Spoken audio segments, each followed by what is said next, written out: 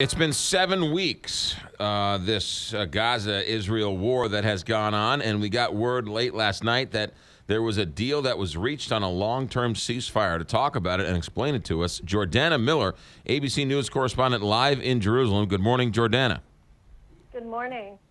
So what happened? Why now? Who caved? Who agreed? What happened?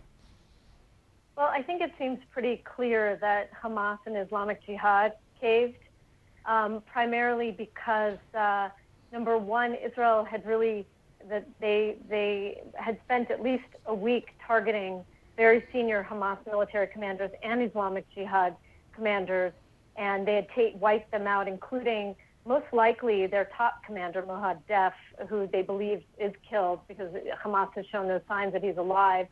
And I have to say there was a widening humanitarian crisis in the Gaza Strip, more real fears that the people of Gaza wouldn't put up with more fighting.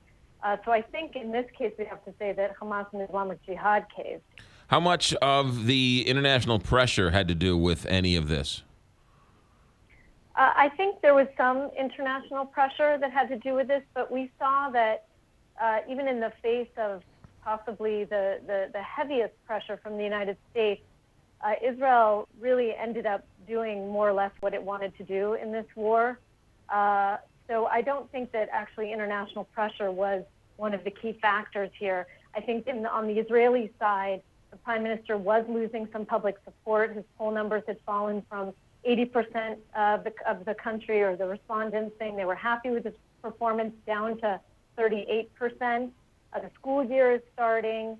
There was some demonstrations from people in the south. And I think Netanyahu, the prime minister, just wanted to put an end and restore quiet as soon as he could. And an agreement was going to do that before continued fighting. That's interesting because Netanyahu is known as, somewhat of a hawk, of a fight to the finish. And you're saying he was taking a beating publicly as well? Well, he began to start. Yes, he began for sure. There was, a drop in people's confidence in the way that he was handling the operation. In other words, when he decided to pull the army out of the Gaza Strip, it was the turning point for public support, because for every one Israeli that says, they look at the disaster in Gaza and they feel terrible that children and women and innocent people were killed and there's a lot of structural damage, two other Israelis will say, you know what, we were in there, why didn't we do more? Because Hamas, how can we possibly really prevent Hamas from rearming? And we might just be in this same situation in 1 or 2 years. So on the Israeli side, people feel this was a draw. Hamas is, of course, claiming victory, but yeah, that's part of their spin. One of the things that came of this was they found all of those tunnels. Have all of those tunnels been destroyed? What's the story with the tunnels? Right. Well, the Israeli army destroyed all 32 of the cross-border tunnels that they found, and that included, other branches of those tunnels. And that's when the Israeli army Gaza a few weeks ago, they felt like that they had reached that military goal. After that, when the rocket fire continued, then the prime minister was in kind of more of a difficult position, because he had to decide whether he was willing to put Israeli soldiers back in the Gaza Strip. And obviously, we know today he decided that that's not what he wanted to do. Yeah.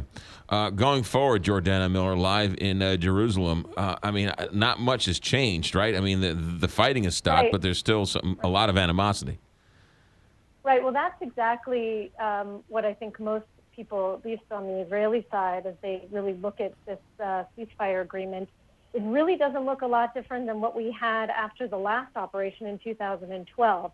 In other words, the Israelis were pushing all the time with the help of the Egyptians, who also had an interest in sidelining and weakening Hamas, to go back to an understanding of quiet for quiet. And that's basically, despite all of Hamas's promises to get the blockade lifted, to get money for their workers, to get an airport and seaport, in the end, Hamas got not a lot after 7 weeks of fighting, and certainly, except perhaps Gaza now, parts of it really in ruins. Yeah, and we should mention this. This all started because of those captured teenagers, right? That's right, and that's also a great point to bring up because, immediately after those 3 Israeli teenagers were kidnapped and then killed and shot, really in the head, those boys. Just a day after they were taken, Israel's prime minister said, "We have intelligence. We know that Hamas was behind this." Hamas denied and denied and denied, and really, just in the last few days, Hamas leaders have come forward now, saying, "Of course we took those 3 teenagers. It was a heroic act." And now they're saying that they were responsible, even up to Khaled Mashal, which is the political head of Hamas. So, interestingly enough, one of these partners who helped Israel discover who was behind it was the Palestinian president, Mahmoud Abbas.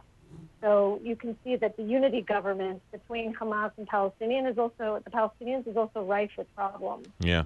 Jordana Miller, thanks for making sense out of a messy story. ABC News correspondent live in Jerusalem, Jordana Miller. Be safe out there. Thanks.